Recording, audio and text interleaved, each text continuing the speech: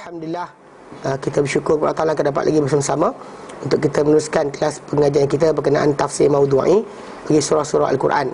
Yang mana kita hari itu sampai kepada bahagian akhir sebelum kita berhenti cuti, kepada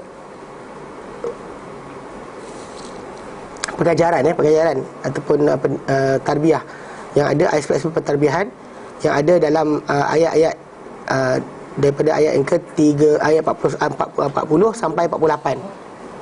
40 sampai 48 suratul Baqarah. 40 sampai 48 suratul Baqarah. Okey. Yang mana dalam ayat tersebut kita kata kita dah bincangkan berkenaan dengan tafsir ringkas. Kemudian kita bincangkan juga berkenaan dengan dengan hukum syariah yang ada dalamnya. Dan kemudian berkenaan tajuk akhlak yang wujud dalam ayat tersebut. Dan juga yang terakhir tarbiyah ataupun pendidikan yang patut diambil daripada ayat-ayat berkenaan. Dan yang terakhir itu kita ambil lagi adalah kemunasabahan di antara potongan ini dengan paksi surah. Okey, hari itu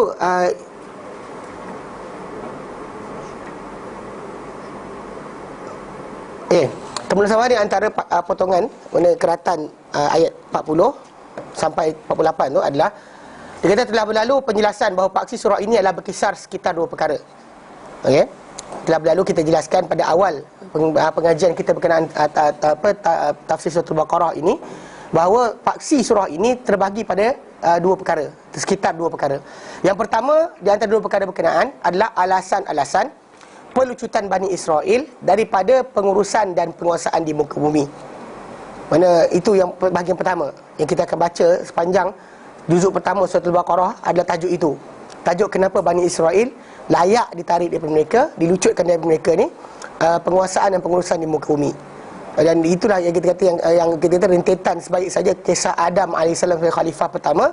Terus Allah Ta'ala terus masuk kisah berkenaan dengan ya Bani Israel. Itu kemunasabahan dia untuk kita faham. Dan Allah Ta'ala tidak akan berikan kisah tadi random, kerana Al-Quran ini tidak datang random, datang dengan tujuan dan matlamat. Setiap ayat, setiap huruf surah Al-Baqarah ini datang dengan tujuan dan matlamat yang jelas dan nyata, bahkan tertentu bagi setiap pengajaran yang ingin diberikan. Jadi antara pengajaran pertama adalah tajuk kenapa Bani Israel layak ditarik dari mereka, pengurusan dan penguasaan dan pengurusan di muka bumi.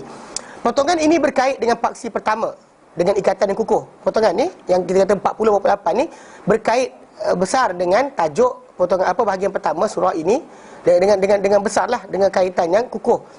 Ia membicarakan mengenai pengungkaian Yahudi perjanjian dengan Allah SWT. Bicarakan mengenai pengungkaian Yahudi perjanjian dengan Allah Ta'ala. Mana macam mana mereka rungkaikan. Mereka dah ada janji dengan Allah Ta'ala, tapi mereka rungkaikan janji tersebut, mereka cabut. Dan actually kerana apa? Kerana dalam bahasa Arab janji panggil mithaq, berwasaqah, maksud dia ikat. Kalau kita naqadah, rungkai. So dia actually simbolik. Bila orang tu buat perjanjian, dia macam mengikat perjanjian. Lepas tu benar mengungkaikan perjanjian, okey, dengan Allah Ta'ala. Dan mengenai arahan mereka, kepada orang-orang yang orang-orang dengan kebaikan serta kelupaan mereka terhadap diri mereka sendiri. Kan mereka suruh orang ramai untuk berbaik. Macam dalam kisah kita baca itu, ada sebahagian di kalangan penderita-penderita Yahudi, bila mana ada saudara mereka ke menantu ke ipar mereka ke masuk Islam, mereka kata bagus, teruskanlah kamu di atas Muhammad itu di atas kebenaran. Tapi dia tidak masuk Islam. Dia tidak masuk Islam. Maksudnya dia sibuk mengatakan kepada orang lain betul-betul bagus, tapi dia tidak masuk Islam. Okey? Dan selain itu dan ia serta selainnya adalah perkara-perkara yang menjelaskan bahawa mereka tidak lagi layak untuk mengikut amanah. Mana apa yang disebut dekat situ semua sekali adalah perkara-perkara yang memberi pada kita gambaran tidak layak mereka ni pegang amanah. Mana antaranya Allah Ta'ala ambil janji pada mereka, jangan menjadi orang kufur, pertama kufur dengan apa yang Allah Ta'ala turunkan. Allah Ta'ala berikan mereka hidayah, dan mereka menjadi orang pertama yang mengingkari hidayah berkenaan. Ini kita kata perkara yang tak sepatutnya berlaku. Mana kalau kita kata khilafah ataupun khilafah di muka bumi ini terjadi dengan dengan mengikuti arahan Allah Ta'ala. Kalau orang tu tak boleh nak taat perintah Allah Ta'ala, dia macam mana? Itu kita kata. Dan juga contoh macam kat sini sebut, mereka ni suruh orang buat baik tapi mereka tak buat baik. Dan masalah juga. Macam mana dia, pasal kita kata tauladan dan juga contoh tu diberikan Contoh macam kalau pemimpin suruh rakyat berkorban dan sebagainya, tapi dia tidak berkorban, masalah juga. Kan, kita kata benda tadi akan menjadi gambaran buruk ataupun tauladan buruk kepada masyarakat atau rakyat. Ia juga berhubung kait dengan paksi kedua surah ini, dengan ikatan yang berlawanan, mana di opposite, yang berlawan-lawan. Maksud dia berlawan-lawan macam ni, mana petunjuk yang ada dalam ni, maksud dia apa yang ini kamu jangan ikut, kamu buat di opposite yang akan diceritakan nanti. Jangan ikut apa dalam bahagian ini, jangan tiru mereka punya perangai, buatlah apa yang selepas ini. Itu maksud dia berlawan dengan di opposite, opposite daripada apa yang datang. Kerana di antara sifat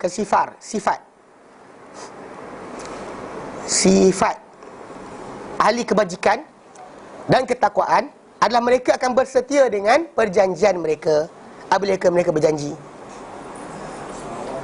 Mana itu di antara sifat. Kalau kita tengok dalam surah Al-Baqarah ayat 177, Allah Ta'ala nyatakan, bila Allah Ta'ala sebutkan, laisal birra an tuwallu wujuhakum qibalal masyriq wal maghrib, bukanlah kebaikan itu kamu hadapkan wajah kamu ke timur atau ke barat. Walakinnal birra, kebaikan itu man amana billahi wal yawmil akhir, orang beriman dengan Allah dan juga hari akhirat, wal malaikati wal kitab wan nabiyyin, dengan para malaikat, kitab dan nabi, wa atal mal, dan berikan harta, ala hubbihi, walaupun sayang, zawil kurba, pada orang yang punya hubungan kekeluargaan dengan dia, wal yatama, anak yatim, wal masakin, dan orang miskin, wa benas sabil, hingga orang yang dalam perjalanan, wasailun fil riqab, dan orang dan orang minta, dan orang dalam tawanan, wasabirin fi ba'sa dia kata wal mufuna bi ahdihim idza ahadu, dan juga orang yang menunaikan janji, menunaikan berjanji setia, menunaikan terhadap janji bila mereka berjanji. Mana itu di antara sifat yang disebut dalam surah Al-Baqarah ayat 177, terangkan sifat orang yang buat kebaikan, yang Allah terima kebaikan mereka ni, iman dengan Allah, para malaikat, kitab dan nabi, berikan harta dalam keadaan dia sayang harta tadi kepada dzawil qurba, wal yatama, masakin, wa ibn sabil, sa'ilun fi riqab, wa aqama shalah wa ata zakah, dirikan solat, tunaikan zakat. Kemudian wal mufuna bi ahdihim idza ahadu, dan mereka tunaikan janji mereka bila mereka berjanji. Mereka setia dengan janji mereka bila mereka berjanji. Maka itu di opposite lah. Maksudnya dalam, kalau kita lihat dalam Al-Quran Karim, berikan panduan start daripada ayat 177 tu, terangkan sifat ciri-ciri kebaikan dalam agama. Maka antara sifat pertama diberikan adalah setia dengan janji, tunaikan janji. Jadi ini opposite. Kerana apa? Kerana dia kata kerana sifat orang ahli kebajikan, kebaikan dan juga ketakwaan adalah mereka akan bersetia dengan perjanjian mereka apabila mereka berjanji. Dan takwa tidak akan menjadi kata-kata seorang, dan takwa tidak akan menjadikan kata-kata seorang itu bertentangan dengan perbuatan dia. Bila orang itu bertakwa, apa dia cakap, itulah dia. Pasal dia tahu Allah Ta'ala jenguk pada hati dan juga percakapan dia, dua-dua sekali. Adapun orang yang tak merasakan diperhatikan oleh Allah Ta'ala, takwa itu tidak ada, maka timbullah hipokrit, kan, buat benda tak sama dengan apa yang diarahkan. Kerana apa? Kerana mereka merasakan Allah Ta'ala tak tahu apa yang mereka buat. Sedangkan orang-orang yang bertakwa tahu Allah Ta'ala intai dua dan dalam mereka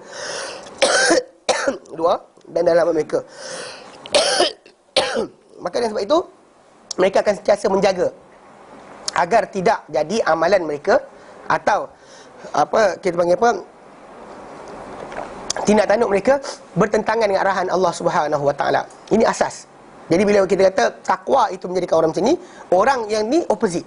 Yang disebut dalam kisah Bani Israil ini tadi ada opposite kepada takwa. Dia opposite kepada ketakwaan. Dia tak rasa Allah Taala perhatikan dia. Nanti banyak kita akan baca nanti macam mana kisah mereka dengan Musa, kemudian sambung dengan kisah mereka dengan Rasulullah. Kemudian kisah dakwaan mereka bahawa mereka ni ada kaitan dengan Ibrahim AS. Jadi itu yang kita kata akan dibincangkan sekarang ni. Nanti kita masuk yang bahagian kedua. Bahagian persambungan potongan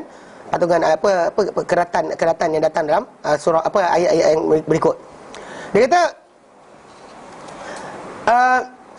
bersabar dan solat.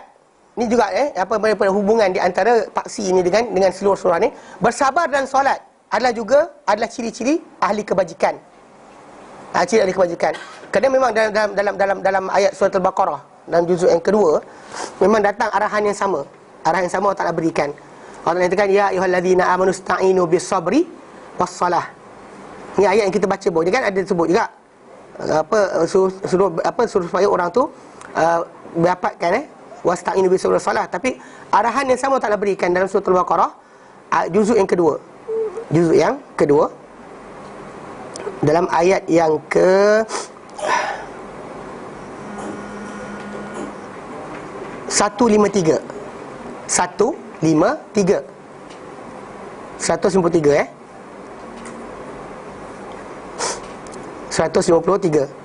Sedangkan dalam arahan kepada Bani Israel dan tajuk ini, Allah Ta'ala berikan arahan dalam ayat yang ke dalam ayat yang ke 45. Mana the same bunyi, cuma beza dia yang dekat sana, dekat dalam juzuk yang kedua untuk orang beriman, Allah Ta'ala kata ya ayyuhallazina amanu ista'inu bis-sabri was-salah innallaha ma'as-sabirin. Di sini Allah Ta'ala katakan wasta'inu bis-sabri was-salah wa innaha lakabiratun illa 'alal khashi'in. Wa innaha lakabiratun illa 'alal khashi'in. Dia berat kecuali ke atas orang yang khusyuk. Kalau dekat dalam juzuk yang kedua, Allah Ta'ala berikan, wahai orang-orang beriman, mintalah pertolongan. Ista'inu, mintalah pertolongan, dapatkanlah bantuan bis-sabri was-salah, dengan sabar dan solat. Kemudian Allah Ta'ala kata innallaha ma'as-sabirin. Allah Ta'ala bersama orang yang bersabar. Ini kat sini tak, dia lain sikit. Tapi arahan untuk dapatkan bantuan Allah Ta'ala dengan bersabar dan solat sama. Maksud dia, kalau kita kata ini paksi pertama, paksi kedua nanti diulang benda yang sama. Mana kepada orang bertakwa juga diberikan arahan yang sama. Okey? Mana sabar dan solat adalah ciri ahli kebajikan. Mana kalau kita nak jadi orang yang layak untuk khilafah pun, kalau kat sini kita kata tajuk ni tentang Bani Israel, kat sana nanti pun ayat 153 tadi saya sebut juga datang apa? Arahan kepada orang beriman untuk buat benda yang sama. Nakkan bantuan. Dari sini tajuk ni sekarang ni kita sedang bincangkan adalah tentang Bani Israel. Apa pasal mereka ni layak dicabut dari mereka ni khilafah dan juga penguasaan di muka bumi. Dan sekarang ni Allah Ta'ala sedang ungkit daripada mereka apa mereka patut buat, apa mereka yang langgar, apa mereka langgar dan sebagainya secara umum. Nanti kita start masuk nanti daripada ayat 41 nanti 49 nanti kita mula masuk secara terperinci. 49 terperinci apakah nikmat-nikmat Allah Ta'ala beri pada mereka. Apa nikmat Allah Ta'ala beri kepada mereka? Belahkan lautan, selamat dari Bani Israel. Actually mereka buat dosa, Allah Ta'ala ampunkan berkali-kali Allah Ta'ala ampunkan. So ini yang kita kata dari segi konteks keseluruhan hubungan ayat ini dengan bahagian yang akan datang, bahagian ini dan juga bahagian akan datang cukup kuat. Pasal dia actually kat sini ada panduan untuk Bani Israel kepada mereka yang mereka tinggalkan, dan panduan pada orang beriman juga panduan yang sama. Okey.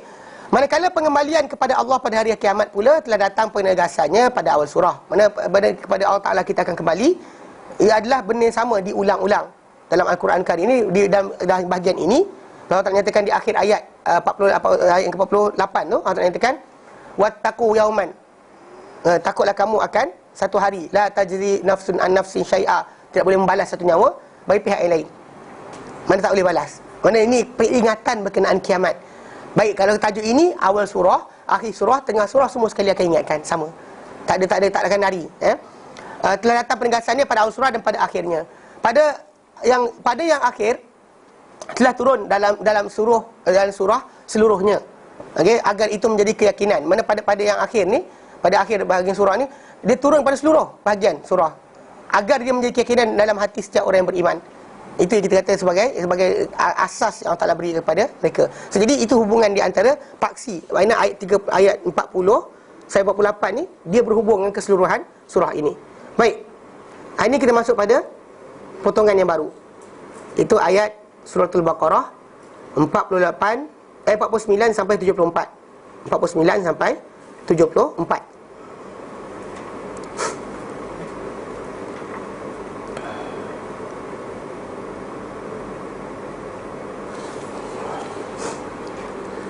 A'udzu billahi minasy syaithanir rajim.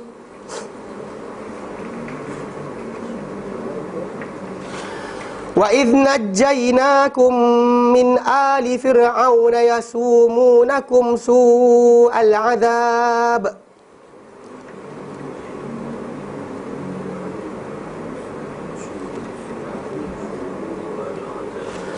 yuzabbihuna abna'akum wa yastahyuna nisa'akum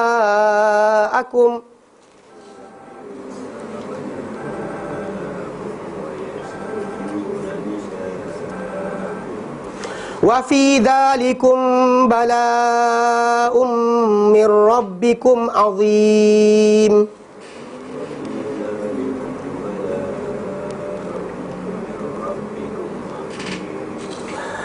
Wa idh faraqna bikumul bahra fa anjaynakum.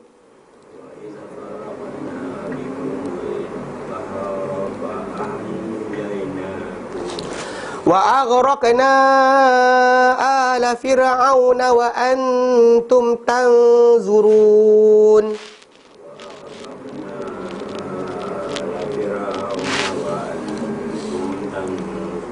Okay, baik.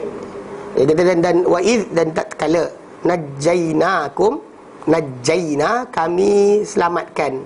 Najjaina tu kata kerja, verb, fi'il. Kum, kamu, kamu semua, min, dari, ali Fir'aun, keluarga Fir'aun, pengikut Fir'aun. Actually perkataan al dia dua, boleh jadi pengikut Fir'aun, boleh jadi keluarga Fir'aun. Itu sebab kenapa Abu Hanifah rahimahullah, bila mana dia terangkan berkenaan dengan Allahumma salli, kan selawat Ibrahimiyah tu kan, dia kata Allahumma salli ala Muhammad wa ala ali Muhammad. Ali Muhammad dia kata bukannya keluarga Muhammad, tapi pengikut Muhammad. Allahumma salli ala Muhammad wa ala ali Muhammad kama sallaita ala Ibrahim wa ala ali Ibrahim. Itu maksud dia. Abu Hanifah dia tarjihkan pada dasar pada ayat Quran, bila sebut berkenaan ali Fir'aun, dia bukan maksudkan dengan keluarga Fir'aun, tapi apa? Pengikut Fir'aun. Sikit.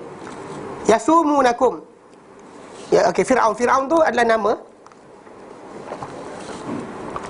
bagi mana raja pemerintah Mesir. Jadi kalau kita lihat dalam surah Yusuf, dipanggil Malik. Tapi zaman Musa dipanggil Fir'aun. Kerana macam ni, kalau ikutkan dari segi asal, setengah para ulama menyatakan ketika zaman raja yang jahat ni dipanggil Firaun. Adapun ketika raja tu tidak jahat dipanggil Malik. Ni gelaran yang diberikan. Mana bahkan actually kalau dalam sini Pharaoh Pharaoh kan, PHRO, benda tak macam ejaan ni. Pharaoh kan. Mungkin Allah Alam mungkin sama dia punya tu. Gelaran yang dipakai oleh raja zaman berkenaan. Zaman Musa dipakai gelaran. Semua Firaun dia bukan satu, ramai.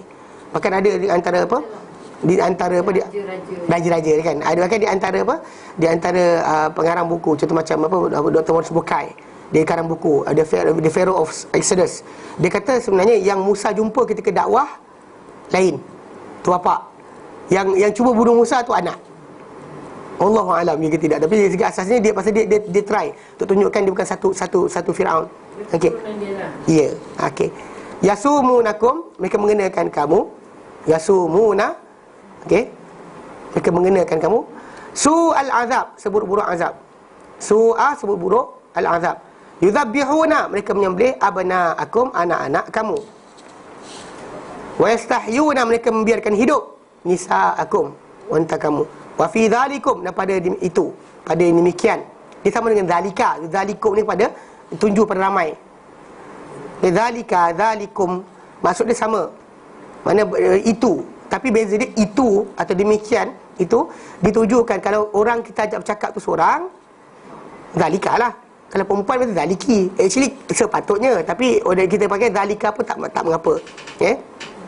Kata dia punya kata kum tu atau ka tu adalah kata ganti nama yang berubah-ubah ikut orang yang kita tujukan percakapan.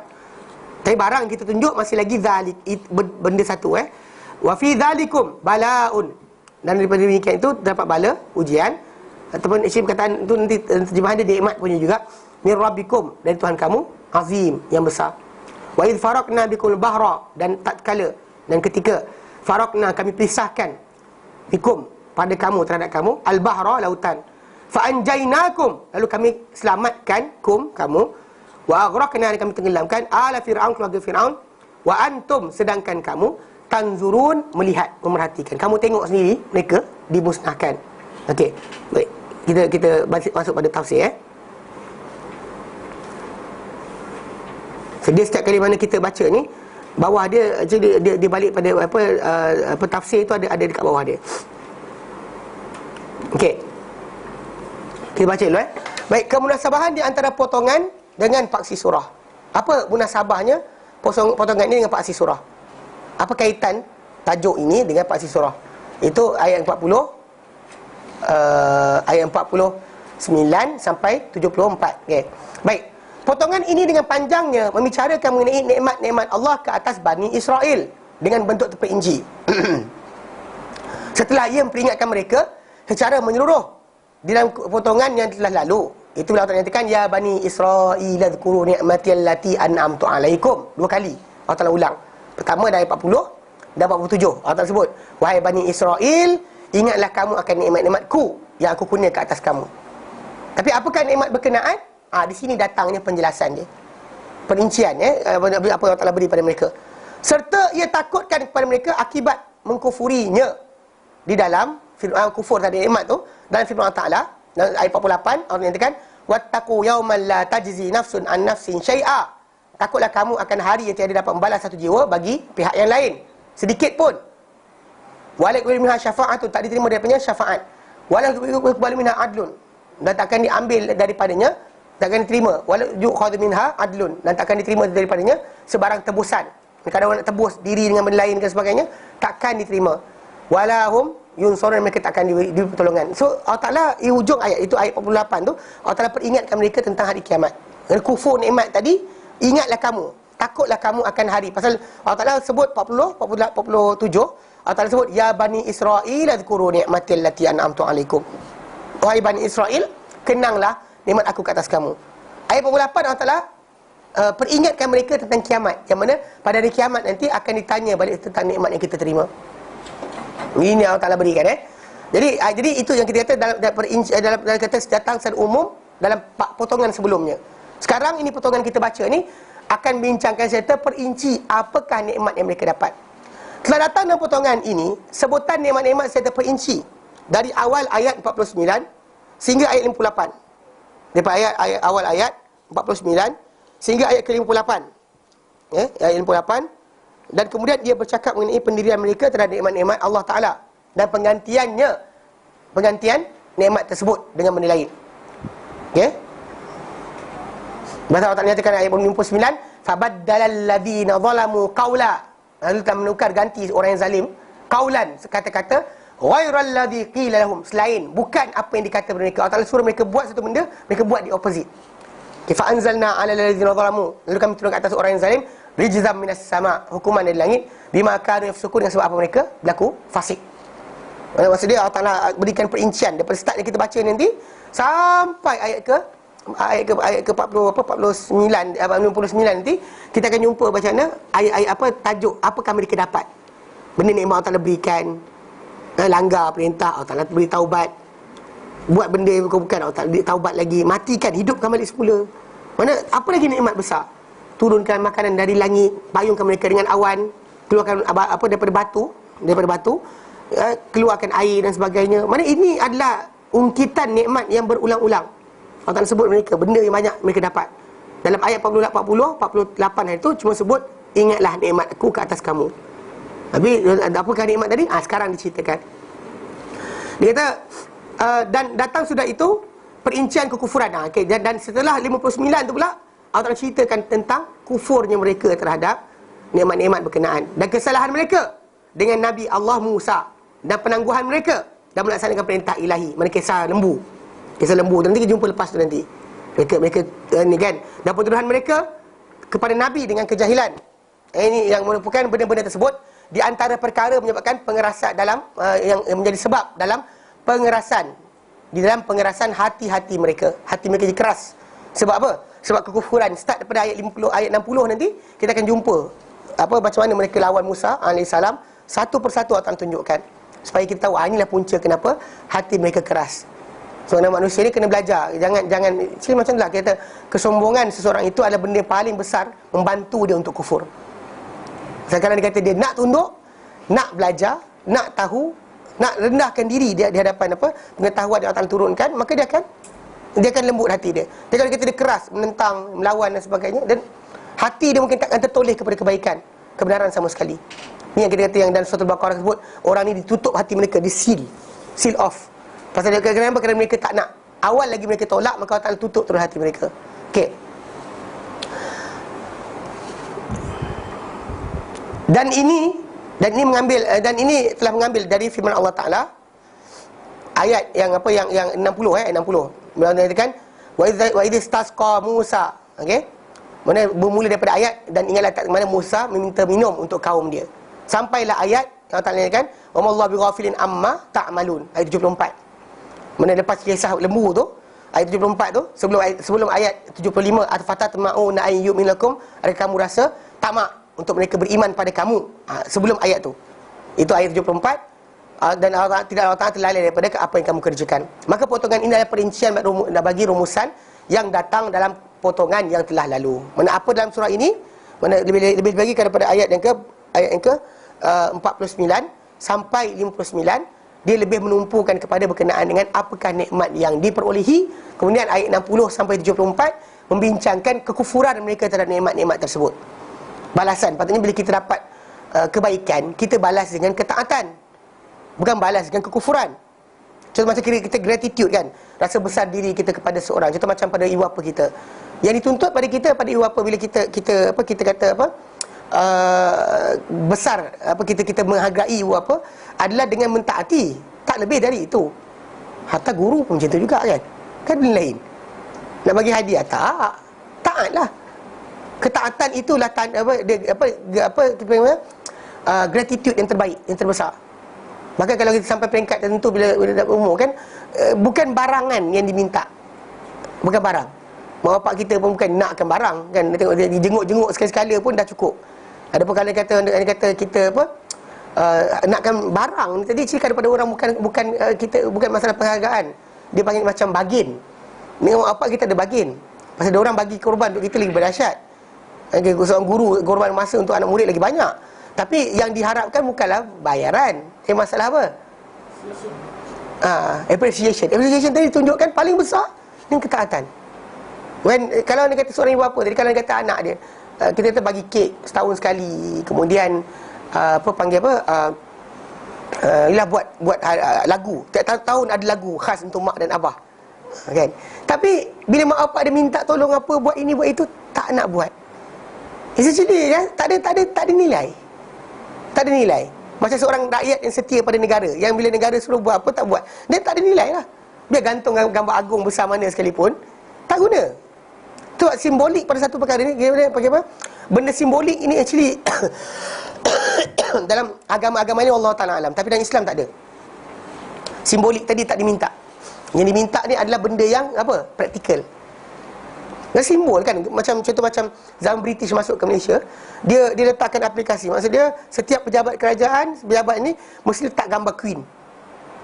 Lepas Queen tak ada, kita ganti gambar Sultan kita kan. Sedangkan sebenarnya benda tadi, kalau dia kata rakyat tadi menyampah dengan pemimpin, gantung tak guna juga. Tak ada pandang pun macam legit pula kan. Tak ada maknanya. Tak ada makna. So kita kata dalam tajuk kehidupan manusia ni, benda-benda simbolik yang tak ada makna ni tak perlu dibuat. Bahkan yang patut besar sekali ketaatan adalah bila contoh macam kita panggil appreciation kita kepada dia, apa dia suruh kita taat. Dia sebab cukai, kita bayar cukai. Actually itu betul. Kalau bukan cara macam mana lari cukai. Masalah. Kan? Faham tak? Jadi konteks ini yang kita kena faham betul. Mana kedudukan seorang rakyat yang patuh adalah pada benda tersebut. Pada benda-benda yang kita panggil apa, ketaatan kepada pemimpin tadi. Itu yang lebih besar. Macam kepada Rasulullah sendiri pun ketaatan. Bukan dengan gantung gambar apa hot Muhammadur Rasulullah dekat kereta tepek besar gila. Kan? Sampai tak nampak jalan. Kenapa tu kan? Tampal depan kan Muhammad Rasulullah, belakang Muhammad Rasulullah. Tapi kan Rasul arahkan suruh buat apa Rasul buat, tak buat. Nah ini masalah lah. Macam baru ni ada siapa entah. Ni budak-budak ni kadang sesat, masalah sesat dia. Dia kata tak salah minta dengan Nabi kan, bila orang kata madad kan, minta tolong dengan Nabi. Kau tunjukkan hargai Nabi dengan minta doa pada Nabi. Kan macam orang buat qasidah tu, dia madad ya Rasulullah, madad kan. Jadi benda tu salah. Tapi diorang kata apa salahnya, kerana ada sahabat Nabi pun minta, dia disebut nama sahabat Nabi tu, minta pada Nabi SAW untuk bersama Rasulullah SAW. Minta untuk bersama Rasulullah SAW. Tapi Rasulullah SAW kata apa kepada dia? Suruh buat qasidah. Tak, Rasulullah kata apa? A'inni ala dhalika bikathrati sujud. Bantu aku untuk perkara tersebut dengan banyak sujud. Help me for the thing that you ask, dengan banyakkan solat. Itu arahan Nabi kepada dia. Nabi tak suruh pula macam, lepas ni kau kena buat qasidah banyak dengan aku, untuk aku. Seru aku nama aku setiap hari. Mana ada? Itu masalah dia. Itu masalah sekarang ni, kumpulan-kumpulan pelik ni. Dia sangka kan, dia kata kalau sekiranya buat qasidah tadi, negara akan selamat. Tapi sejak dibuat dari tu, macam-macam benda jadi tak elok. Dah tahulah, orang degil, orang kita tahu tak dengar. Payah. Tak kena advice lah education tu. Macam mana nak advice kan? Itu masalah. Email kau orang lah. Tapi salah. Actually tak ada. Mungkin email yang telah. Tapi cerita dia salah. Tak ada keselamatan kecuali Allah Ta'ala. Bukan dengan cara kita buat. Cara yang Nabi tunjukkan. Jaga masalah halal haram. Jaga masalah ketakwaan kita Allah Ta'ala dan Allah Ta'ala berikan. Dan dia kata kita tak takut apa Allah Ta'ala kan. Macam hari ni buat berkabung, besok Mariah Carey nyanyi. Gila ke? Kan? Betul tak? Ya, betul, itu salah dia. Pasal kita kata benda berkenaan. Kita start daripada hari tu yang kes yang apa mandi cat yang budak-budak mati dadah tu. Yang tak lama, tak jauh dengan jarak apa MH370 hilang. Kan? Konsert apa tak mandi cat. Kan? Tak tahu lah gitu. Kan start daripada itu tak ada dah tuan lain. Lepas tu ada orang bogel pula dekat pantai dekat Penang. Apa hal kan? Kan? Kita kata tu sebab kenapa kita kadang-kadang ada orang kata morality bukan kerja kerajaan. Salah. Morality kerajaan lah. Itu morality tadi. Sebab morality tu adalah benda besar. Tak boleh tidak kita kata bukan kita lepas let go pada rakyat kita. Alasan kalau kita sekat-sekat nanti lagi dia buat. Tak. Tuhan Ta'ala akan bantu kita. Jadi salah juga. Nantakkanlah. Payah kan. Cakap kan tanya. Ustaz dia pegang pemimpin tak Ustaz? Saya tahu. Sebenarnya antara benda dijanjikan adalah kalau buat nanti selamat 100 tahun. Nanti tahun depan buat pula. Panggil lagi. Dia percaya? Iya percaya. Confirm percaya. Apa tidaknya. Tapi masalahnya orang tak boleh beri opposite. Sama sekarang orang tak boleh beri opposite. Opposite apa yang dikehendakkan. Tu kena jaga bab ni. Kita kata masalah sikit. Jadi itulah, macam kes baru ni apa benda orang bising 3-4 hari ni. Kes bertafakur. Kan? Bertafakur. Ada kata macam benda ni satu hati, satu dunia apa, satu Malaysia. Setahu saya kalau dia kata betul-betul Malaysia ni bersatu. Tahu, tapi bukannya macam tu. Depan kita kan lintas. Itu pun kan lintas depan kita dan kita bentik. Jangan kita lumba dengan kereta jenazah tu pula. Itu maksud dia, kan? Ni kereta jenazah tu lintas dia kita kan. Kita potong dia. Tak boleh lah macam tu. Yang tu yang tak dibenarkan. Ada pun kalau jenazah tu lintas. Nabi pernah berdiri, Nabi duduk kemudian tu. Ustaz, macam dia kata Al-Fatihah atau baca-baca surah-surah tu untuk MS-17 tu. Adakah itu dia masukkan dengan semua penumpang tu ataupun khusus untuk orang Islam? Allah Alam, tak sebut pun. Okey, mungkin Muslim je lah. Kalau macam tu Islam je kot. Islam je lah. Tapi tak macam ni kita cerita kan. Maksud dia benda-benda macam ni, benda tu dah jelas dah tak diajar oleh Islam. Pasal kita dalam hak pengurusan jenazah ni, hak jenazah ni, ini antara hak Muslim kata Muslim. Something that is actually benda yang tanggungjawab. Bahkan dia adalah ibadat yang Nabi SAW ajar. Cara dia untuk wanita berkabung. Dan berkabung dalam Islam ni hanya wanita sahaja yang kematian suami. Ada pun orang lain tak ada kabung. Para sahabat tak berkabung, para tabi'in tak berkabung. Mana tak ada? Konsep berkabung dalam Islam tu macam mana? Untuk perempuan je. Ya, apa dia? Maksud dia perempuan tadi tak boleh pakai baju yang menarik, tak boleh berhias, itu je. Bukan maksud tak makan, tak minum, diam. Kenapa? Berkabung. Mana ada? Okey, maksud pakai baju yang apa? Bukan maksud dia pakai baju suram. Tu ada orang yang kata pakai baju gelap itu berkabung. Tak salah. Wanita tadi actually jangan pakai baju yang menarik perhatian orang. Ni kan baru saya jadi janda, tiba dah pakai baju gelip. Orang tengok dari jauh nampak dah. Siapa tu kan? Ada masalah lah. Kan? Itu maksud dia. Ya. Yang buat semayang Penghormatan bagi husband. semayang jenazah gaib tu. Semayang jenazah gaib tadi tak menjadi masalah kalau nak dibuatkan dan sebagainya. Tapi actually normally semayang jenazah gaib ni tadi dalam bentuk yang khusus. Siapakah jenazah yang kita semayangkan sebenarnya? Semayang jenazah dia mesti rapat-rapat kan Ustaz? Tapi kalau dia buat macam solat biasa je, tak ada masalah. Tak ada masalah. Jangan sujud dengan rukuk je. Jangan sujud dengan rukuk. Kau sujud kau rukuk masalah. Jangan sujud, jangan rukuk. Ada masalah juga. Ada masalah soft tadi tidak mesti macam tu. Mana yang ruang kita ada dan sebagainya tak ada masalah. Yang penting sekali kita nak tahu bahawa benda tadi yang cara Islam ajarkan. So, ini hak Muslim kata Muslim. Yang antara hak yang besar adalah bila dia mati iringi ke kubur. Bahkan tunggu sampai dia tanam dan sebagainya. Itu yang ada. Semayang gaib tu Ustaz. Bukan ke Rasulullah buat sebab Raja Majusi tu Bukan Raja Majusi, Najasyi. Najasyi itu Raja Najasyi tadi sini. Dia ni masuk Islam tapi tidak dapat isytiharkan. Dia isytiharkan mula, kemudian kaum dia cuba nak gulingkan dia.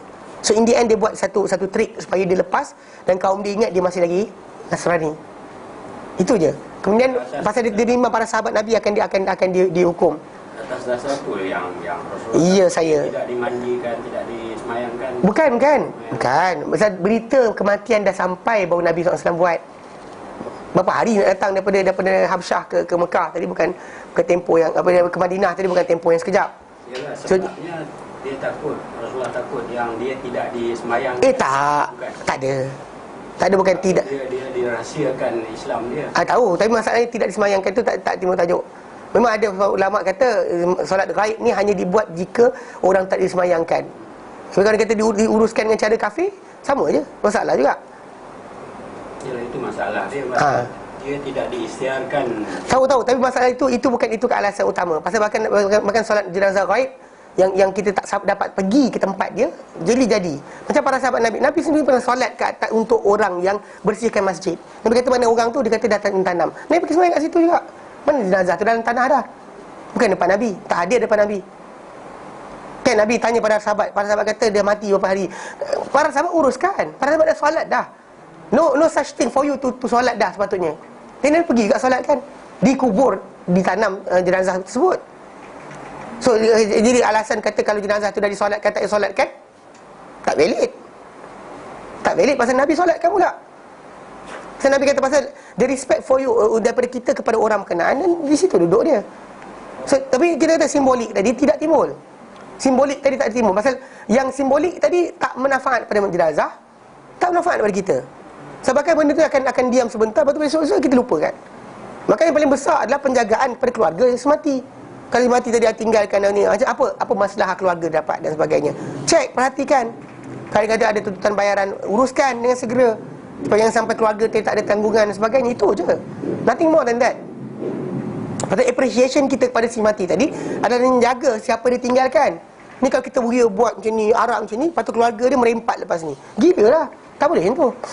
Itu salah dia. Pasal sebab kita kata ada asas dalam Islam. Jadi simbolik itu tak penting. Bahkan simbolik tadi kalau kita jadi serupa dengan orang-orang bukan Islam, haram. Serupa dengan orang bukan Islam. Contoh macam kita kata menyerupai cara mereka.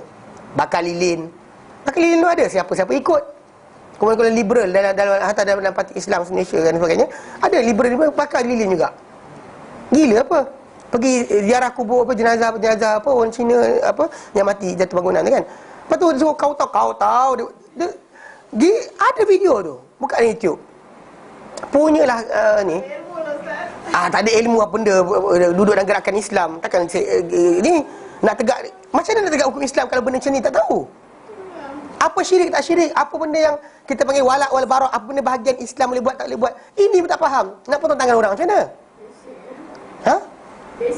Basic, benda basic. It is basic. Kalau bab berkenaan potong kek kanan ke kiri, nak makan macam mana, pakai garpu ke pakai tangan gitu, lantak kan, Islam tak kacau. When concerning berkenaan dengan tajuk, ada Islam dah berikan ajaran, dan jangan tambah benda lain. Kalau Islam tak ajar, dan benda tu bukan bidang keagamaan, tak ada kaitan agama campur dalam tu, dan buat cara tunjuk. Contoh macam cara jaga projektor macam mana. Macam nak jaga projektor, tunggu lampu merah berhenti dulu, tunggu sekian, baru offkan plug dan sebagainya, jangan sampai dia terbakar dia punya lamp kan. Itu kita kata boleh, tak ada hal. Tak masuk Quran, tak masuk hadis. Betul tak?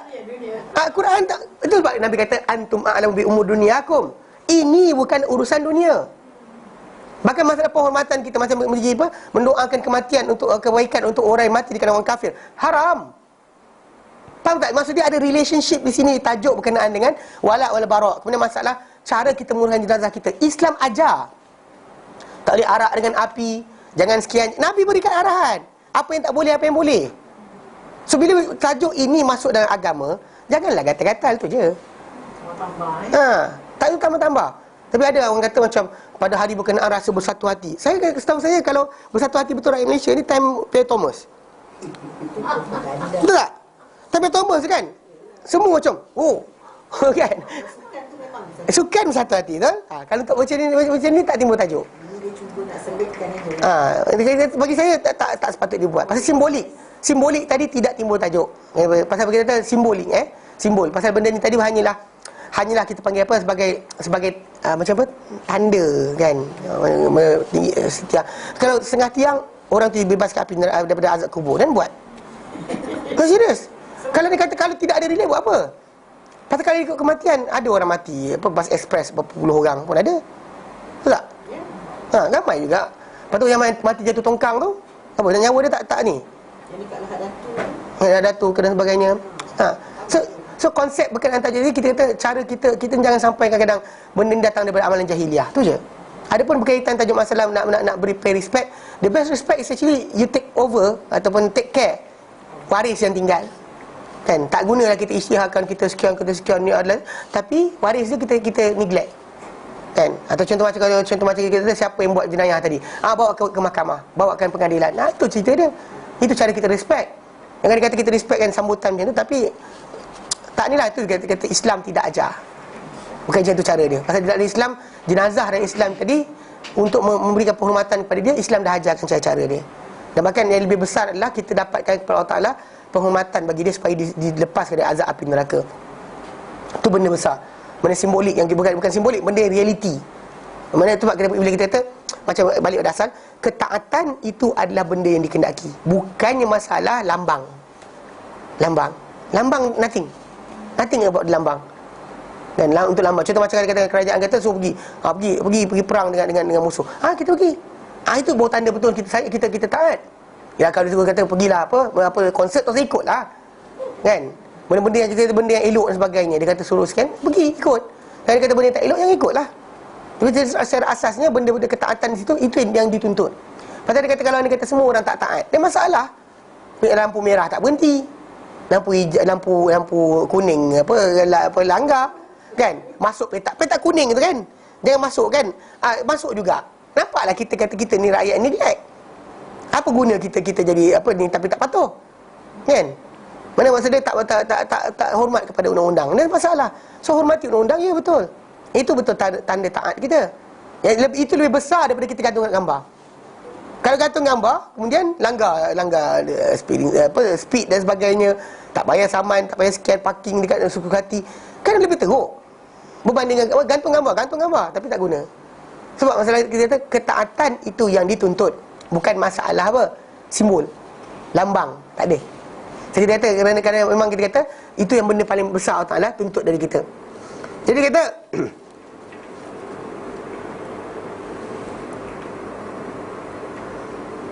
mana dia tadi? Mana tadi? Okey, pasal mereka ni tadi kan orang-orang Bani Israel tadi kan mereka diberikan nikmat. So daripada nikmat Allah Ta'ala berikan tadi, Allah Ta'ala tuntut daripada mereka ni apa? Taat. Mereka buat apa? Opposite. Balas dengan kekufuran.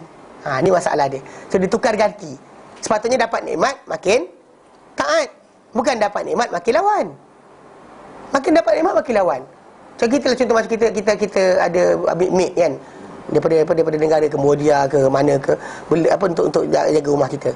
Kemudian kita bagi gaji mahal, lagi dia lari. Kita bagi ni dia jaga kerja rumah jiran kita. Rumah jiran kita dia sapu urut sampah. Satu taman dia sapu sampah. Rumah kita dia tak sapu. Faham tak? Jadi okey, di sini timbul tajuk. Di situ sebenarnya kita ni manusia ni makan nikmat Allah. Tapi arahkan terima kasih, arahkan gratitude kan, rasa appreciation tadi kepada selain Allah Ta'ala. Kenapa? Itu yang berlaku. Itu yang kita kata bila Allah Ta'ala herdik mereka kan, Allah kata fabaddalal ladzina zalamu qawlan, mereka menukar ganti golongan yang zalim ni kata-kata ghairal ladzi qilahum, bukan yang diajar kepada mereka. Suruh mereka sebut ni, dia buat dia opposite.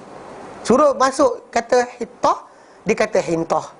Kemudian suruh masuk tunduk, dia masuk tongging punggung. Tunduk juga tapi di opposite way. Nampak tak? Maksud dia menukar ganti nikmat yang banyak diperolehi dengan apa? Kekufuran, keingkaran. Jadi kata apa?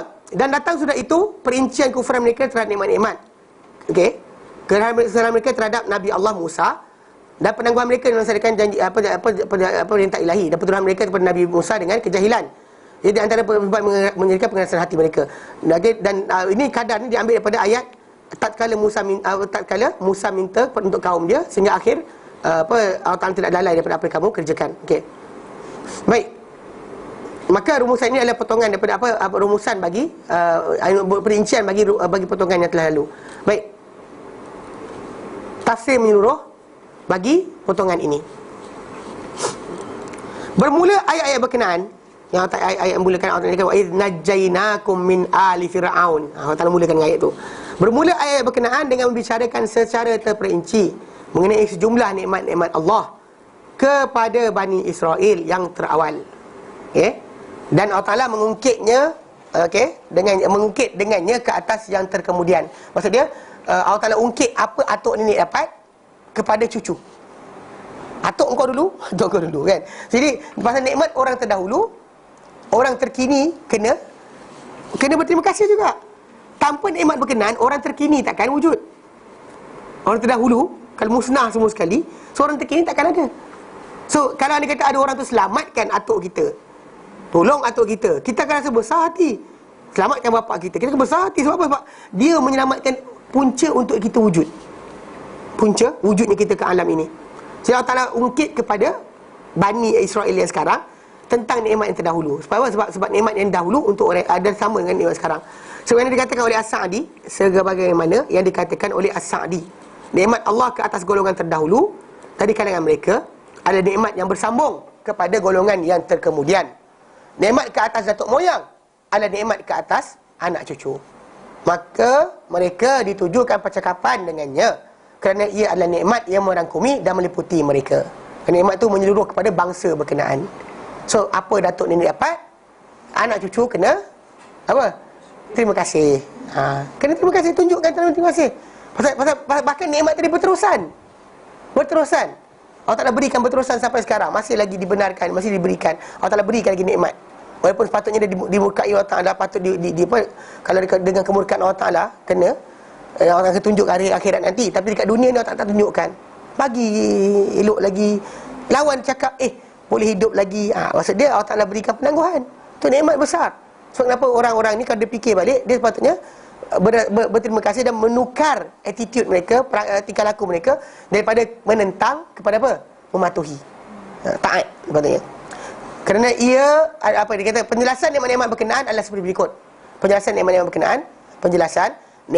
berkenaan adalah seperti berikut. Pertama,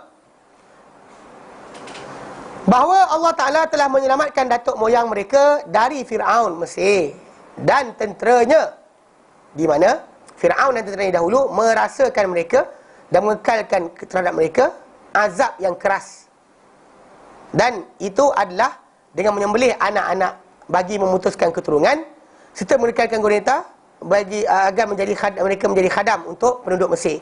Mana yang wanita jadi pembantu, yang lelaki dibunuh. Okey. Dalam kedua-dua perkara, azab dan penyelamatan itu ada ujian yang besar. Mana azab yang besar, ujian, dalam perkara tersebut ada ujian besar untuk mereka sedar atau tidak. Kalau dia kata mereka tak nampak kan dan sebagainya, apa kita kata timur tajuk lain ni ke nampak depan mata mereka apa jadi. Pasal actually yang berlaku kisah hukuman kat mereka ni, pembunuhan kat mereka ni, sekarang para ulama nyatakan dibuat sebelum Musa lahir lagi. Okey, saya kata tak, Musa tanda-tanda awal kelahiran Musa lah menyebabkan permulaan proses ini. Sebab kita tahu orang tempatan asal tadi marah dengan pendatang. Mana Bani Israel datang sebagai orang asing, anak-anak Yakub panggil kerana ketika zaman Nabi Yusuf AS, mereka dibawa masuk ke Mesir oleh Yusuf dan mereka membesar. Keluarga mereka menjadi ramai dan sebagainya di Mesir, sehinggalah peringkat terakhir lah sampai ada di kalangan mungkin rakyat Mesir sendiri ke Raja Mesir tu rasa terancam dan sebagainya lah. So in the end timur tajuk benda sebut sekatan dan sebagainya. Sekat di zaman macam ni tapi zaman sekarang terbalik, macam di Palestin dan sebagainya. Yang mendatang tu yang jahat, yang buat tekanan, sekat beranak orang dan sebagainya, bukan penduduk asal. Kan terbalik kan, macam di zaman Afrika Selatan tu apartheid kan, dia sekat kalau boleh jangan sampai rakyat yang asal rakyat satu lagi tu beranak pinak banyak. Biar ada orang yang dominan. Tapi masalahnya memang diorang duduk negeri Afrika, diorang bukannya orang asal, tapi diorang menguasai dengan senjata dan sebagainya, dan berakhir lama berakhir beratus-ratus tahun barulah tamat. Macam di Palestin, macam tu juga Israel masuk, dia sekat benda tadi, sekatkan beranak pinak, sekat sekian, susahkan hidup supaya orang berhenti daripada tinggal di situ. So itu jadi benda-benda macam ni kena ni. Dia terbalik. Jadi memang dalam perkara tersebut adalah ujian. Allah Taala nyatakan dan sini kenapa kita kata balak tu adalah dua-dua maksud. Wa fi dzalikum bala'un min rabbikum ankan wa id najjaynakum min ali fir'aun yasumunakum sul'al adzab yudhabbihuna abna'akum wa yastahyuna nisa'akum wa fi dzalikum bala'un min rabbikum. Balak tu sebagai azab, dan itu ujian, dan juga azab dan juga penyelamatan. Okey. Kenapa dia kata, dan Allah Taala nyatakan surah Al-A'raf ayat 168, Allah Taala nyatakan wa balawnahum bil hasanati was sayyi'at. Dan kami uji mereka dengan kebaikan dan juga keburukan. La'allahum yarji'un, mereka akan kembali. So maksud dia bala itu dua, bukan satu arah saja. Bala bukan hanya bila kemarau, kematian dan sebagainya. Bahkan bala itu berlaku juga dengan nikmat. Bala itu berlaku dengan nikmat, bukan dengan hanya dengan kebinasaan. Faham Pasal Allah Ta'ala digunakan dalam Quran surah Al-A'raf 168, Allah Ta'ala nyatakan bala itu, dan kami balakan mereka dengan kebaikan dan dengan keburukan. Dua sekali adalah benda yang bala daripada Allah Ta'ala. Maksud dia ujian daripada Allah Subhanahu Wa Ta'ala. Kadang-kadang orang salah faham, diingatkan bala itu hanyalah perkataan khas untuk musibah. Dan bala datang, tak. Dan bala ni atau apa sebenarnya adalah maksud dia ujian. Baik atau buruk dia adalah bala. Baik atau buruk dia adalah bala. Dia bukannya kebaikan saja. Jadi Allah Ta'ala selamatkan mereka. Allah Ta'ala nyatakan wa idh najjaynakum min ali fir'aun. Dan ingatlah tatkala kami selamatkan kamu daripada keluarga pengikut Fir'aun. Kan? Kemudian Allah Ta'ala nyatakan apa benda yang diorang kena, kan, kami selamatkan kamu, apa benda mereka kena kamu. Dan dalamlah penyelamatan dan azab yang kamu pernah kena, dua-dua tu adalah ujian Allah Ta'ala yang besar. Ujian keselamatan, kamu syukur ke tidak. Ujian musibah untuk kamu berdoa mengharap kepada Allah Ta'ala ke tidak. Dua-dua adalah bala. Okey. Bala individu ataupun semua. Boleh jadi pada seorang, boleh jadi pada masyarakat. Boleh pada seorang, boleh jadi pada masyarakat. Sebab kenapa bila kita kata bila Nabi SAW menyatakan, akan Nabi ajar doa. Kan bila Nabi kata Allahumma sebut bila orang tu kena musibah, Allahumma ajirni fi musibati. Ya Allah, berilah pahala kepadaku di atas musibahku ini, wa akhlifni khairan minha, gantikan ialah aku lebih baik daripadanya. Meaning that actually personal interest, mana peribadi seorang, bukan masyarakat, seorang-seorang pun dikira sebagai benda tu bala juga, ujian. Sebab kenapa kita kata kalau konteks ni bukan hanya satu masyarakat semua, tak, seorang perseorangan pun dia ada individual ataupun dalam masalah komuniti. Dua sekali kira. Dia bukan hanya kepada masyarakat saja, tak, dua-dua sekali. Pasal kadang-kadang ada orang tu diuji dengan apa? Dengan kenikmatan, dan dilupa Allah Ta'ala. Macam kisah dalam kisah Bani Al-Kahfi, yang kisah lelaki kan, dua orang lelaki kebun kan, yang kisah kebun tu, dia diberikan macam-macam. Sekali dia masuk kebun dia kata, aku tak sangka lah benda ni akan habis. Aku tak sangka kiamat ada. Umar Azul Sa'at Qa'imah, dia kata, aku tak sangka kiamat ada. Dengan nikmat yang banyak yang dia ada, kawan dia tak ada, Allah Ta'ala uji. Dia nampak Allah Ta'ala beri banyak macam pada dia, dia rasa macam Allah Ta'ala sayang dia. So last sekali dia kata, aku tak rasa. Last sekali daripada asal merasa nikmat, dia pergi pindah kepada apa? Kepada kufur dan tak percaya kiamat ada. Kan dahsyat tu. Dan bahkan actually daripada perbualan yang berlaku di antara mereka adalah golongan yang ada iman. Pasal kawan dia ingatkan balik dengan tentang Allah Ta'ala. Kawan dia katakan lepas dia cakap apa, aku tak sangka kiamat tu akan ada, tak akan berlaku. Aku tak sangka kiamat tu akan berlaku. Kan kawan dia kata, qala lahu sahibuhu, berkata kepadanya teman dia, wa huwa yuhawiruhu, dan kadang teman dia berbual dengan dia, akafarta billadhi khalaqaka min turab, adakah engkau kufur dengan yang telah menjadikan kau daripada tanah?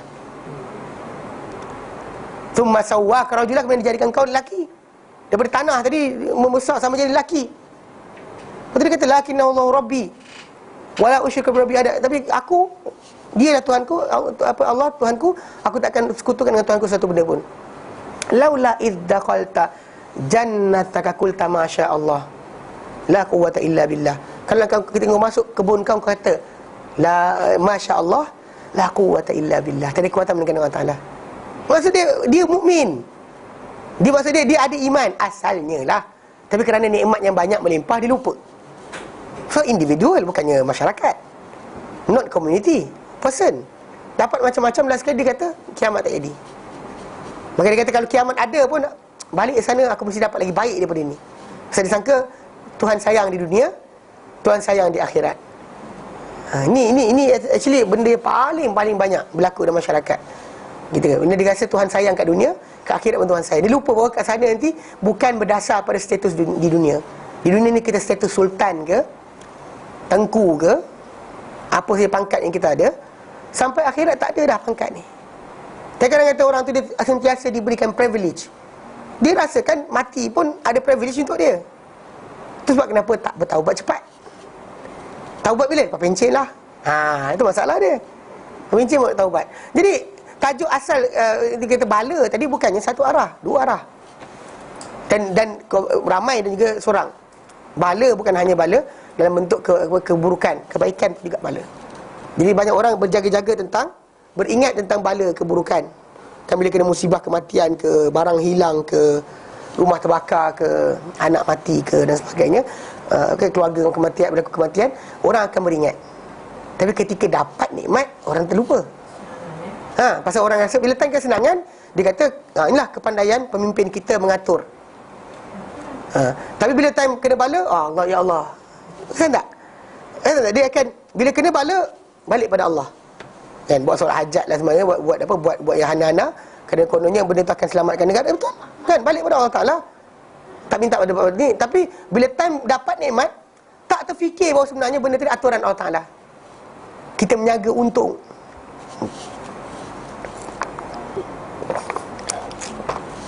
Adakah kerana kita pandai menjaga atau Allah Ta'ala beri rezeki pada kita?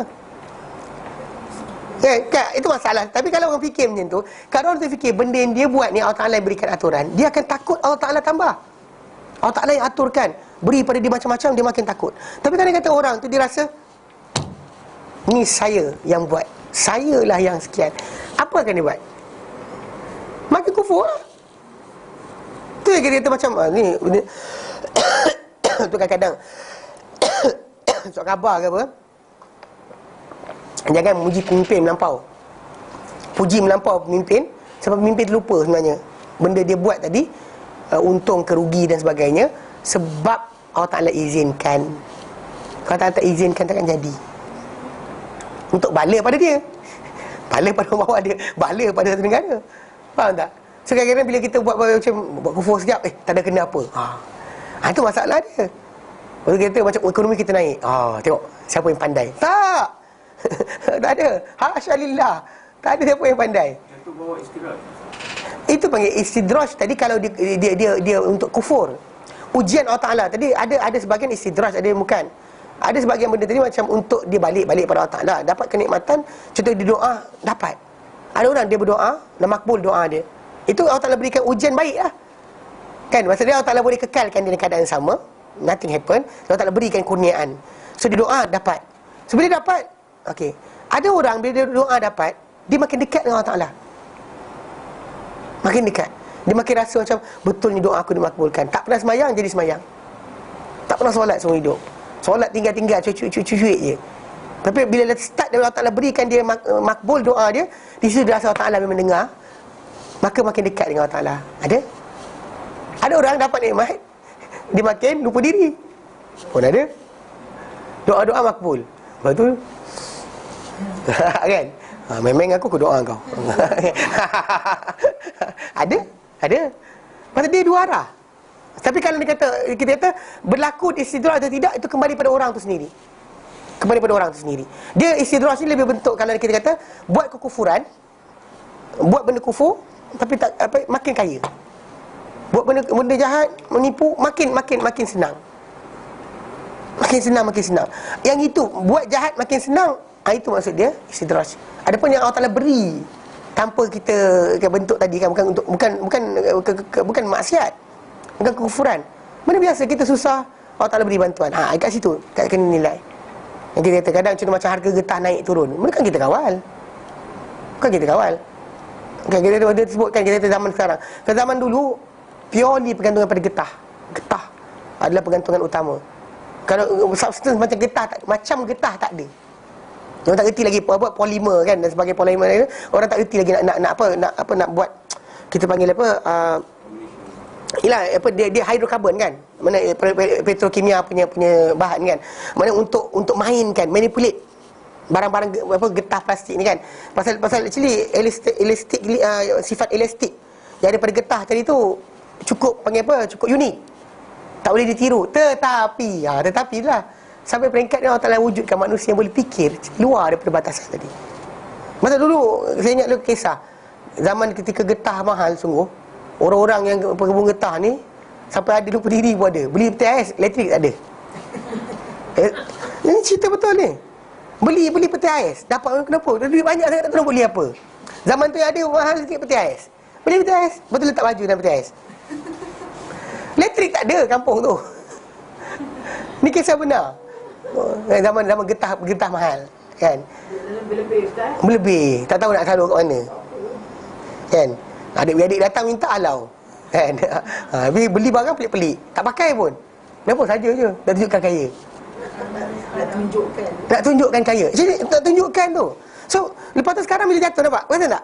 Pernah Allah tak nak bagi sekian, Allah tak bagi sekian. Sekarang ni kalau kita, pasal sebenarnya yang meletakkan harga ni Allah, bukannya kita. Memang kita kata kita belajar berkenaan dengan permintaan dengan penawaran kan. Permintaan dan penawaran. Kalau dia kata manusia orang ramai ni, dia berhenti meminta barang-barang tu akan jatuh. Semua orang tahu kes belajar ekonomi asas ni. Tapi semua berebut nak beli awal. Buat apa? Cuma diam kan sekejap. Macam kita tengok nampak barang baru, jangan beli. Dia produk tu keluar lama sikit, banyak sangat dilambat, dan dia akan turun harga. Dia tak boleh. Dia takkan boleh buat benda berkenaan kita panggil apa dengan mahal. Kecuali kita kata benda tadi rare kan, jarang ada, yes, mahal. Kalau kata orang tu productivity production yang dikeluarkan syarikat luar syarikat buat. Dia buat dengan banyak. Dia anggarkan benda tu untuk seluruh dunia. Mass production kan. Macam hard disk ke, barang komputer ke dan sebagainya. Cuba jangan beli. Hilanglah harga dia.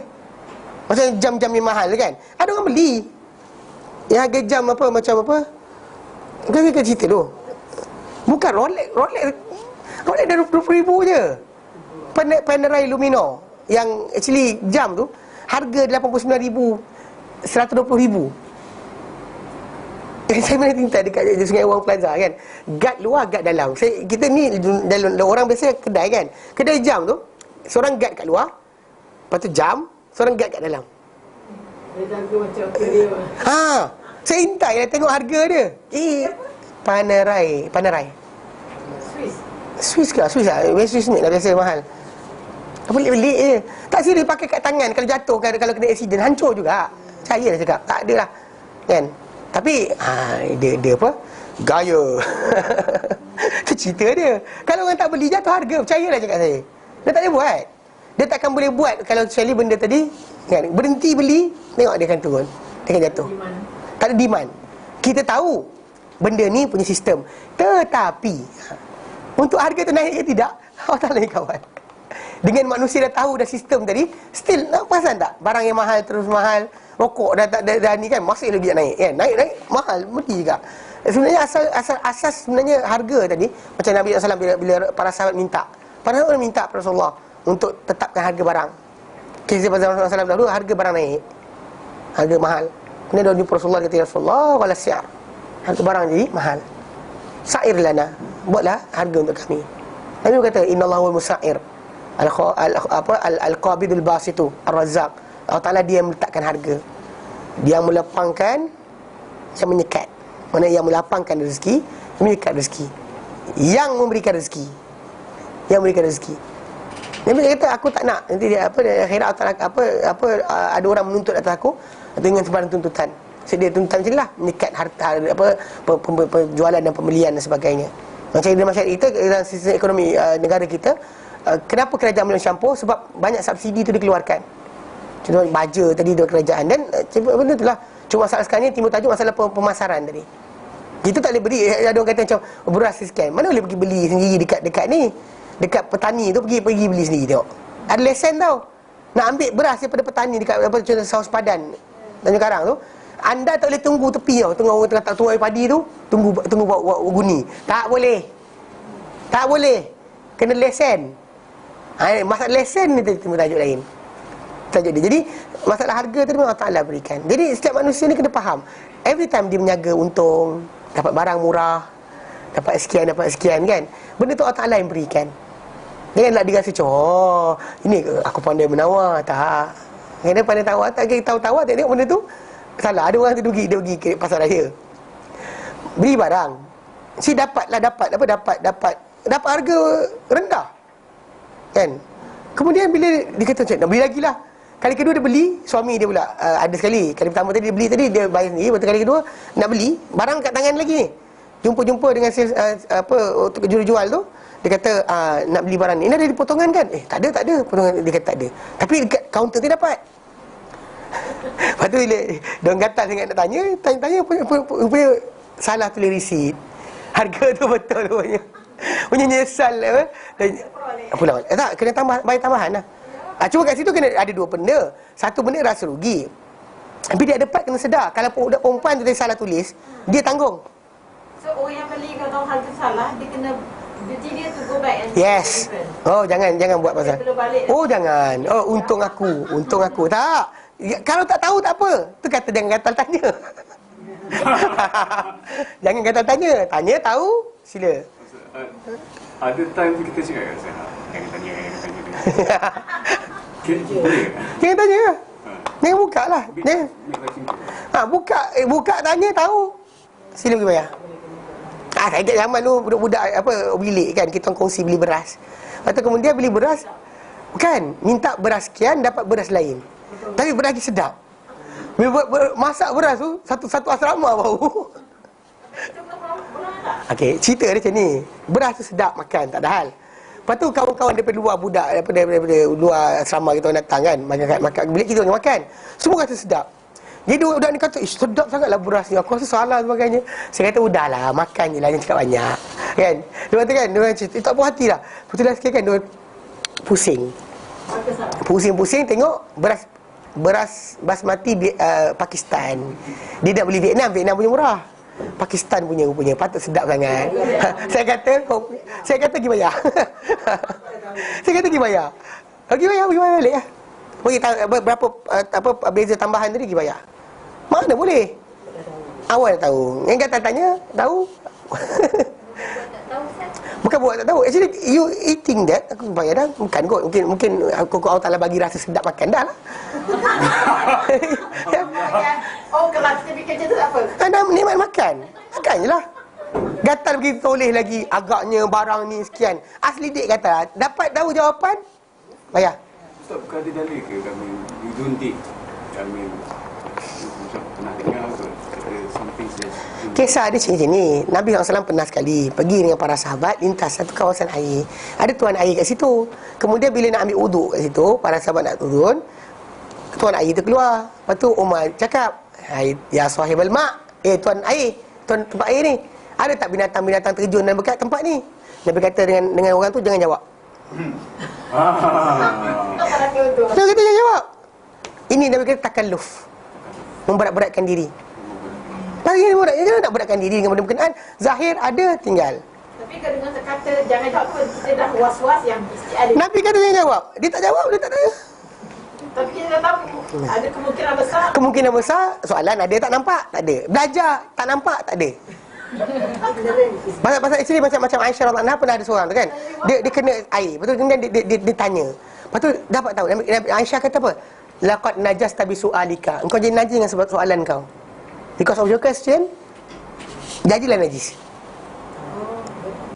Kan contoh macam kita nampak air, lompat air dekat tengah jalan kan. Air apa kita langgar tadi? Kena seluar ni. Berhenti kejap. Pergi cium.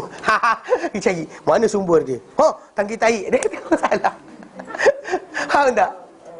Pasal air mungkin tinggal lama, dia bau juga. Yang kata pergi cium, pergi cari sumber. Kenapa? Faham tak? So konsep dia, secara asasnya benda tu tadi, kadang-kadang benda simple Allah Ta'ala berikan. Jangan kita rasa benda tu macam kelebihan kita. Allah Ta'ala berikan rezeki pada kita, ada hari sekian, ada sekian, dan let go lah datang kita. Tapi macam ketika mana beli tu, resit yang suami isteri tu kan, memang tulis 50%. Resit tu tulis, resit yang bayaran. Tapi rupanya budak yang sales person, jadi jurujual tu salah tulis nombor resit. Dia ada kod potongan harga, kod potongan harga sekian, kod tak ada potongan harga sekian. Dia terlupa nak terbalikkan. Tu je. Tapi bila si isteri kata, itulah pasal si suami kata tunjuk, ni tadi dapat. Okay. Kalau macam sekarang kadang-kadang ya, macam ayam daging, kita tahu macam mana dia orang ternak ayam tu kan, 6 hari dah boleh jual. Itu macam mana Ustaz kalau kita makan juga, kita beli juga? Tak, actually ayam tu ayam. Dia tak jadi kambing. Okey, ayam. Maksudnya cara kita dah tahu macam mana dia ternak ayam tu. Saya faham. Tapi actually suntik hormon dan sebagainya untuk pembesaran.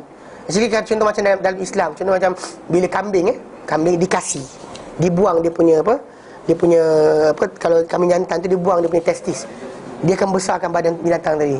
Actually benda tu timbul. Soalan sekarang ni kalau ayam kita tak tahu nak potong kat mana supaya dia besar. Tu cerita dia. Faham tak bila kita kata potong, Nabi SAW benarkan, bahkan Nabi sembelih kambing, korbankan kambing yang telah dikasih, telah dipotong dia punya testis. Bila binatang tu dipotong testis, macam kucing, bila kucing kan tak nak kita kasihkan. tak ada salah.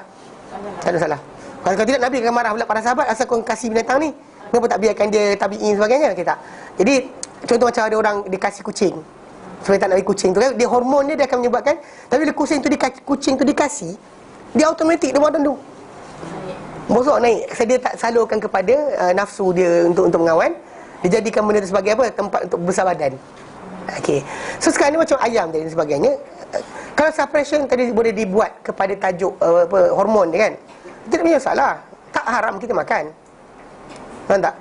Pasal cuba kita kata benda tu tadi, contoh macam makan, kalau dia makan najis, dia kena konten 3 hari sebelum daripada sembelih. Binatang yang makan najis tadi dalam Islam jalalah dipanggil, tak boleh kita makan. Itulah masalahnya sekarang ni dia tak ayam daging ni tak ada kita kuarantin kan. Saya tak soalan yang kita kata adakah dia makan najis, itu kena confirm balik. Kalau masalah hormon tadi tak salah, tak punya masalah, kecuali terbukti dia menjadi sebab untuk kita sakit. Buktikan fakta. Jangan seorang dua orang ni, kadang-kadang ada orang, banyak orang macam saya suka dengan PPIM, Persatuan Pengguna Islam Malaysia. Actually diorang bagus. Tajuk ni diorang concern banyak diorang. Bahkan diorang cerita kan, dia kata kalau ayam tu sekilo ayam, hanya bila orang tu beli ayam sekilo kan, yang besar cepat dia kata ni, yang ayam betul pada ayam tadi hanyalah 40% kot dia kata. Yang lain tu bukan ayam. Okey, cerita sini. Okey, dia ada perbahasan dia pasal apa tau? Bukan. Okey. Bukan. Okey, cerita ni. Dia memang ada, saya tak nafikan. Ada dia kata, ini cakap dia orang. Saya secara detail saya minta dia tak bagi. Dia cakap pasal ayam yang sekilo 200 tu bukan semua ayam. Okey, saya boleh relate tajuk ni bila kalau yang dia kata ayam tu dia pergi makan babi.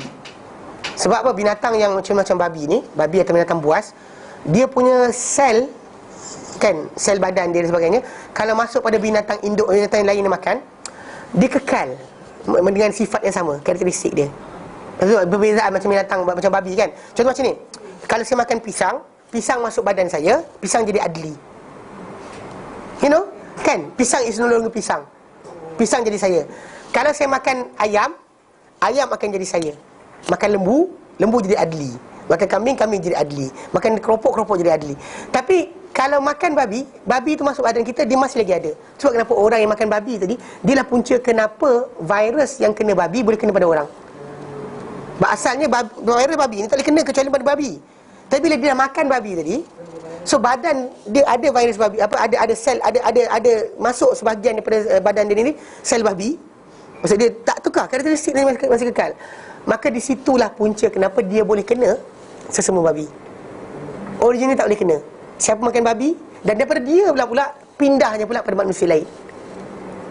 Pasal virus semua ni mutate. Dia boleh kena pada induk, dan kemudian dia sesuai dengan induk yang baru, dan induk baru dia boleh kena pada yang lain pula. So jadi punca asal tu sebab dikatakan kenapa orang makan babi ni punca kepada sesama babi dan sebagainya. Kerana mereka lah tempat di mana cultivation bagi sesama babi tadi bertukar daripada untuk babi saja bertukar kepada untuk manusia. Faham Okey, jadi bila diorang relate tajuk ni, saya faham pasal ada buku Prohibition of Pork. Siapa pernah baca buku ni? Prohibition of Pork. Sengau. Prohibition of Pork. Kan? Dia ada buku tu kecil je. Ada terjemahan bahasa Melayu. Okey, tak ada sahabat Islam Media jual. Dalam buku tersebut diterangkan tentang tajuk ni. Tentang tajuk kenapa macam mana sel-sel babi tadi kalau pindah pada makhluk lain atau harimau dan sebagainya binatang buas takkan jadi binatang baru. Dikekal karakteristik yang sama. So bila diorang kata sini dan PPIM kata ada sistem diorang buat ambil perut babi apa, diorang gunakan heat yang tinggi lalu bertukar barang tadi kepada substance yang baru yang bukan lagi babi tapi tak ada karakteristik khas. So ayam makan, jadi daripada ayam sekilo tadi dia kata percentage yang ayam hanya sekian banyak saja, yang baki tu bukan ayam kerana makan substance yang ditukar daripada babi tadi. Atau nah jadi daripada babi lah. Babi tadi punya makanan tu kan, makanan ayam tu daripada babi punya organ dan sebagainya. Katanya. Pasal jadi cara dia cakap tu macam bagus, betul. Tapi bila saya minta benda berkenaan secara fakta, diorang suka sebut kawan kami seorang doktor di UKM, kawan kami seorang doktor di USM, sahabat kami seorang pensyarah di. Dia keep on going dengan cara macam tu. Why not tunjukkan secara slide? Takkan kita kata benda macam ni kan, kita kata zaman sekarang moden. Kalau dia kata virus HIV boleh tunjukkan rupa macam mana, takkanlah benda macam ni kau tak tunjukkan. Pasal accusation macam tu saja direct, masalah. Kan kata bahawa benda ni sebahagian bukan manusia tapi adalah babi. Bukan ayam tapi babi. Actually saya faham meaning apa dia nak. Tapi masalah sekarang ni mana barang. Kita pernah dulu tahun 2007 ke 2008. Kita 2007. Kita pernah sekali ada buat pameran mukjizat Quran di Kota Baru. Ketika tu PPIM masuk samalah sebagai pihak yang akan buat presentation. Disebutlah binatang sembelih rupa macam mana. Saya kata tunjuk barang. Pasal kita orang antara yang jadi konsultan kat situ. Kalau kita buat yang untuk banyak sains Al-Quran, diorang buat berkenaan dengan tajuk ni, makanan dan sebagainya. So saya kata kalau ni kata betul nak buat, dan tunjuk barang. Barang tu kena tunjukkan gambar ke, video ke.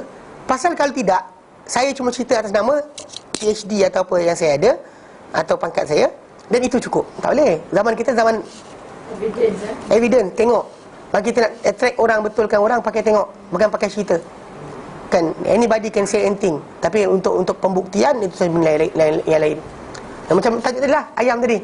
Macam orang sebut-sebut, kata ini, kata itu. Everybody is hearing. Tapi soalan sekarang ni, kita kata, kalau kes hormon tadi kan, kita kata kasih kambing jadi besar. Itu perbuatan dia. Masalah sekarang ni, apa hormon diletakkan? Itu kita kata benda tu membantu growth of binatang tadi. Memang tak pelik. Pasal benda tadi berlaku dengan secara tabi'i, dengan cara itu. Macam ayam kita potong apa supaya dia besar? Tak tahu. Kalau tahu potong, dia potong. Anyway, besar badan tadi. Kemudian pemakanan dia. Cerita timbul. Soalan sekarang, barang mana? Macam ikan-ikan ternakan ni. Kan tu yang dalam kolam ada tulang babi tu je tak? Ada. Bukan kolam apa? Kolam apa kata kita nak apa? Kolam ni lah. Alat kolam kumbahan air. Dalam internet ke apa yang dia kata tasik ke apa. Dia tajuk dia sini. Kalau binatang tu ditangkap macam tu, nanti macam dia buat kat Giant kan, sebelum beberapa hari kan, letak dalam tangki biasa, tukar air, boleh makan. Ikan tak tahu makan. Mana kita dah tahu dia buat macam tu. Ayam. Usus ayam tak ada masalah. Usus ayam tak haram untuk dimakan. Ternakan. Ada kawan saya kata Ustaz, dia macam kalau kita pergi ke pasar tu kan, perut ikan apa semua yang dia masuk dalam tong tu, itu yang apa salahnya ikan tu makan? Soalan mudah. Apa salah ikan tu makan? Benda tu bukan najis. Usus tu Kalau ni kata binatang tu tadi, contoh pertama, ayam tadi sembelih ke tidak? Sembelih. Dan buatlah. Ataupun perut ikan. Ikan tak najis. Soalan pertama, ikan najis tak? Tak. Perut ikan najis tak? Tak. tak, maksudnya Ustaz, yang itu kita nampak yang di bahagian ikan saja. Tapi bukan yang ikan saja. Okey. Soalan sekarang nampak tak yang satu lagi tu? Tu masalah dia. Tak boleh. Tajuk sekali kena tahu benda tu apa. Kan dia kata benda tu datang daripada pasar borong, selayang sebagainya. Yang tak ada, kata tak ada babi. Jadi kita ambil yang keseluruhan yang ada itu yang halal. Dan dia binatang tadi, ayam sembelih, lembu sembelih dan sebagainya kan, kambing sembelih. Lepas tu kalau dia kata dia ambil perut ikan, perut lembu sembelih, apa masalah dia? Macam ni Ustaz, dia banyakkan penternakan ni, kalau kita tengok di kedai-kedai semua, banyakkan bekalnya Cina. Okey. Kalau ada pun sedikit. Saya faham. Tapi itu tajuk tadi, pembekal dia sebab apa? Peraih. Diorang boleh bagi modal besar. Kita Melayu kita tak ada modal besar untuk ambil. Take away tu je. Itulah maksudnya. Kalau Cina pembekal, dia bukan ambil daripada ikan saja, bukan ambil pada Melayu saja. Okey, yang tu kita kata nak kena pastikan. Kalau dengan bukti dan kita buat laporan terus, bukan tangkap polis. Seriously. Kalau benda tu ada, just argument pasal dia kafir, dia buat macam tu tak boleh. Dalam Islam kita berlaku adil, baik musuh kita, baik kawan kita. Tak boleh macam tu. Sebab kenapa cerita betul? Evidence. Kena tunjuk. Kalau tidak, masalahnya keep on going. Orang cerita. Barang mana? Kalau anda tak ada barang, ada masalah. Kalau kata cakap perut ikan tu dimakan oleh ikan, apa masalah dia? Kan? Okey. Tak ada masalah. Perut ikan masuk ikan, apa masalah dia? Perut ikan. Perut. Kalau babi tu kena confirm kan dia babi ke tidak? Kalau ayam perut, tak ada masalah. Kalau start dia tu dia kata confirm ke tidak? Tak confirm dia tak ada masalah. Tak confirm tak ada masalah. Kalau kita was-was. Kalau dia kata akak was-was, tak usah makan. Tapi anda kata tajuk sekarang ni, kalau untuk kita accuse kata ada, buktikan. Pasal ini bergantung masalah pasal Islam tadi, tanpa bukti, tanpa hujah, pertuduhan adalah salah, haram. Macam ni sekarang kita punya, bila kita tanya dia orang kata dia orang kekurangan staff. Penguasaan tu tidak kerap lah. Macam di pasar Selayang dulu. Dia simpan bahan dalam peti sejuk sama dengan bahan-bahan babi apa semua. Jadi bila cair air babi itu semua pun keluar, mengalir pada barang-barang yang kita boleh makan. Dia zaman sekarang ni, zaman di mana ada apa? TV3 apa? TV3 punya apa tu? Aduan rakyat. Tak serius. Main tu lah. Yang baru ni kes apa yang dia buat baru ni, sampai apa, yang kes petrol apa, diesel tu. Dia buat sampai lanyak, sampai kes kan. Tak terima tajuk. Anyway, kita cerita, orang cerita tanpa bukti tak boleh. Dan Islam kita kata dia kebarangkalian itu timbul. Soalan sekarang ni masalah adakah benda tu benar, tu je. Pasal kita kena ada orang tu dia tak berlaku adil, bermusuhan dan juga zalim, tak boleh. Dan Islam kadang sentimen tu tak ada peranan. Kita benci dengan orang kekufuran orang, tapi kita tak benci orang kafir tu by themselves. Kufur dia kita benci, jahat dia kita benci, dia kita benci. Dia manusia, boleh bertaubat bila masa. Anytime dia boleh bertaubat. Dan tak boleh kita kekalkan dia di atas tempat tersebut lah. Itu je. Okey, nanti sini kita sambung kemudian. Wallahu a'lam. Wassallallahu ala sayyidina Muhammad wa alhamdulillahi alamin. Subhanallah, anta astaghfiruka. Assalamualaikum warahmatullahi taala wabarakatuh.